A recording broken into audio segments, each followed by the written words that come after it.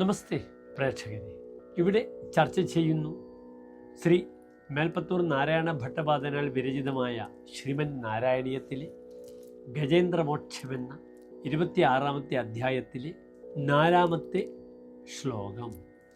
പ്രിയമുള്ള പ്രേക്ഷകർ, ശ്ലോകം ശ്രദ്ധിക്കുക. സ്വേന സ്ഥേംന ദിവ്യദേശത്വശക്തിയാ സ്വയം ഖേദാനപ്രജാനൻ കദാചിത് ശൈലപ്രാന്തേ ഘർമദാന്ത സരസ്യാം യൂഥൈ സാർദ്ധം തത് പ്രണുന്നോഭിരേമേ. ഇനി ശ്ലോകത്തിൻ്റെ പദച്ഛേദം ശ്രദ്ധിക്കുക.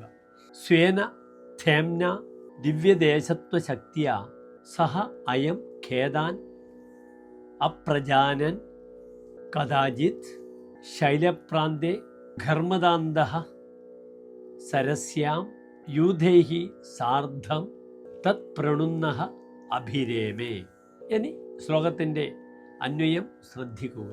സ്വേന ഥേംന ദിവ്യദേശത്വശക്തിയ ഖേദാൻ അപ്രജാനൻ അയം സഹ കദാചിത് ഘർമദാന്തഃ ശൈലപ്രാന്തേ സരസ്യാം യൂഥൈഹി സാർദ്ധം ത്വത് പ്രണുന്നഃ അഭിരേമേ. ഇനി പ്രസ്തുത ശ്ലോകത്തിൻ്റെ സാരാംശം ശ്രദ്ധിക്കുക.